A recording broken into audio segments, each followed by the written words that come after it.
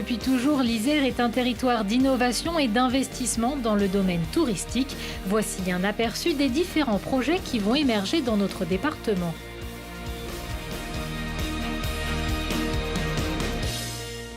Comment parler du tourisme en Isère sans parler des montagnes et des massifs de son territoire? Dans le Vercors, le premier projet est déjà sorti de terre, Zicamp, le centre d'hébergement sportif conçu par Marie Dorin-Habert, championne de biathlon.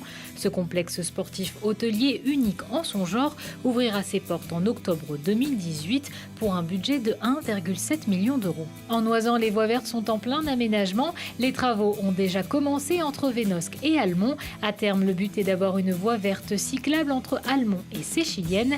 Fin des travaux prévus pour dans 5 ans avec un budget de 5 millions d'euros. Toujours en Noisan, le projet de téléporter entre Almont et Eauze. D'ici 2020, il ne faudra que 8 petites minutes pour relier Almont à la station de ski. Le but, redynamiser la vallée et améliorer l'accès aux stations. Début des travaux prévus pour le printemps 2019 pour un investissement total de 17 millions d'euros. D'ici 2020, Champs-Rousse va miser sur sa croix. Le but, faire de la croix de Champs-Rousse un véritable atout touristique pour la station du massif de Beldonne.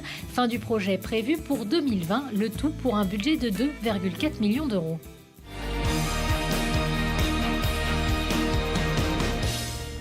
L'Isère est certes un territoire montagnard, mais pas que. De nombreuses activités de loisirs et de bien-être sont réparties sur le territoire. Depuis 2016, la Compagnie des Alpes, propriétaire de Walibi-Rhône-Alpes, s'est lancée dans un programme de modernisation du parc de 30 millions d'euros. Alors Walibi est toujours un parc à vocation régionale. Auvergne-Rhône-Alpes, les Isérois sont les premiers visiteurs du parc Walibi. Plus de 30% de nos visiteurs viennent du département de l'Isère. Mais évidemment, depuis quelques années maintenant, le parc étoffe son offre. L'objectif de demain, c'est que le parc devienne une destination de loisirs dans laquelle on vient passer plusieurs jours et au bénéfice également d'un séjour plus long dans le territoire et dans le département de l'Isère notamment. En 2021, le Centre des arts culinaires ouvrira ses portes à Autran sur le site de l'ancien village olympique. Près de 500 étudiants chinois pourront apprendre la cuisine et l'art de vivre à la française. Les travaux commenceront en fin d'année pour un montant de 70 millions d'euros. Autre institution sur le territoire, les thermes. Dans le cadre du plan thermal qui s'étend jusqu'en 2020, les thermes d'Alvar et d'Uriage vont ainsi être modernisés. À Uriage, 10 millions d'euros sont investis et 3 millions du côté d'Alvar. L'Isère, c'est également un territoire qui peut être visité à vélo. C'est le cas de la V63. La partie iséroise relie Grenoble à Saint-Hilaire-du-Rosier. Au total, près de 2 millions d'euros sont nécessaires pour aménager 32 km de voies sécurisées.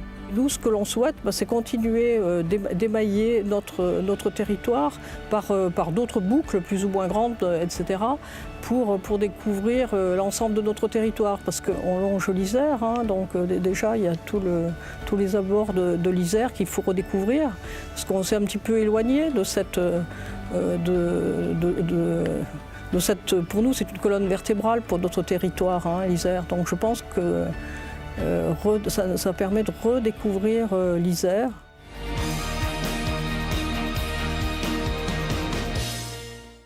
L'Isère permet de revenir sur les traces de l'histoire de France grâce à certains lieux. À l'été 2020, le musée archéologique du lac de Paladru ouvrira ses portes aux visiteurs. Près de 30 ans de fouilles autour du lac seront exposés.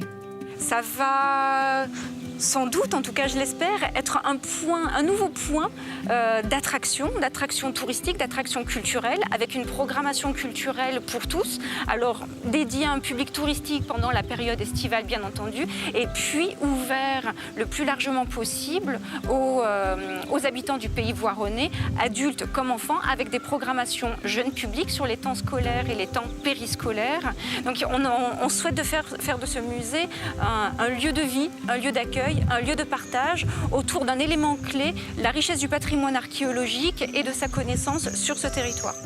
Au sud du département, la prairie de la rencontre va se moderniser.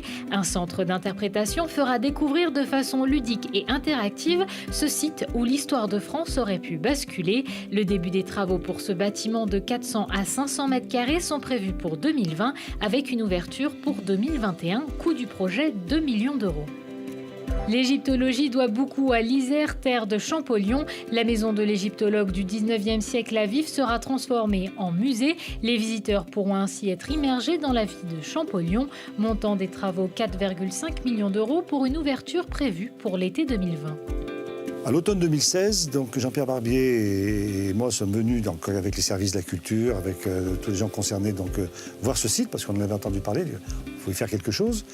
Et assez rapidement, donc, la décision a été prise de transformer la maison Champollion, alors en faire un musée. Ça sera le 11e musée du département de l'Isère, et un musée consacré donc à la famille Champollion, aussi bien au plus jeune des deux frères, c'est-à-dire Jean-François Champollion, qui était le déchiffreur en quelque sorte donc, des hiéroglyphes, et puis donc, également son frère donc, Jacques-Joseph. C'est un facteur énorme de développement économique sur ce territoire, au sud de l'agglomération de Grenoble, et c'est la raison pour laquelle nous, le département de l'Isère, on est attaché à ce développement par le biais justement de ce musée.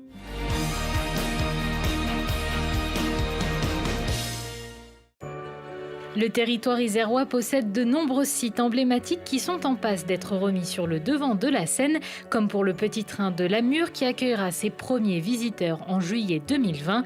Les travaux ont déjà commencé. Au total, c'est plus de 26 millions d'euros qui ont été investis.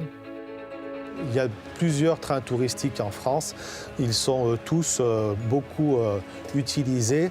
Celui-là vous permet de vous promener à la fois à travers l'histoire, puisque c'est un train qui a servi pour l'exploitation minière, et on est sur un territoire minier, et en découvrant des paysages qui sont près de chez nous, mais qui ne sont pas toujours très bien connus, et sur des points d'arrêt qui sont absolument spectaculaires, notamment au niveau du Grand Balcon.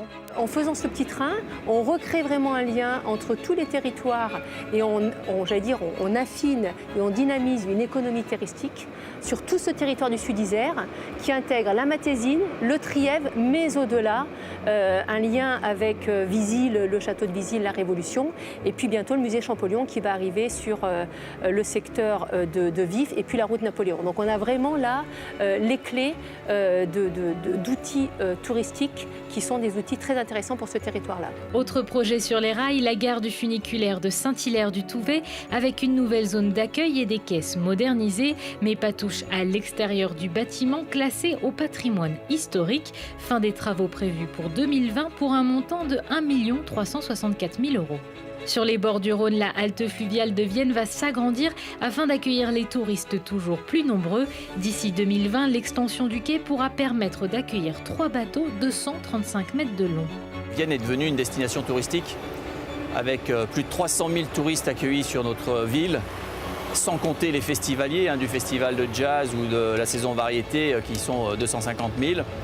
Et parmi ces 300 000 touristes, 65 000 en 2017 sont arrivés par le fleuve. Et le projet, c'est d'agrandir cette halte nautique pour pouvoir accueillir en même temps jusqu'à 3 paquebots de 135 mètres de long. Et notre objectif, c'est d'accueillir jusqu'à 100 000 touristes par an par cette halte nautique.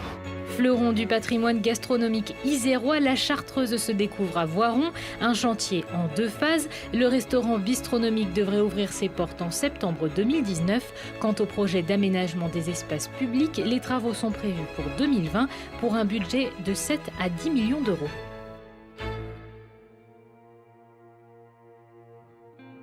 Les vidéos présentées apportent la démonstration que la diversité de ces territoires fait la richesse de l'Isère. Mais la complémentarité de ces mêmes territoires en fait la vraie force. Plaine, montagne, culture, produits du terroir, sport, loisirs, innovation. L'Isère est décidément une destination exceptionnelle. Si on y rajoute les 2 milliards d'euros de chiffre d'affaires, les 20 000 emplois générés par le tourisme en Isère, on en mesure tous les enjeux. Le département en est conscient et soutient son tourisme, qui est un des piliers majeurs de son attractivité. En 2018, plus de 50 projets ont été soutenus et 1 euro d'aide a entraîné 4 euros d'investissement. Donc une ambition assumée, des actes, des résultats. Mais au-delà, la vraie chance de l'Isère, c'est sa population de plus de 1 200 000 habitants, soit autant d'acteurs et d'ambassadeurs de la Balière Alpes-Isère. Et donc je voudrais finir en me tournant vers chaque Isérois et Iséroise pour leur dire du fond du cœur un très grand merci.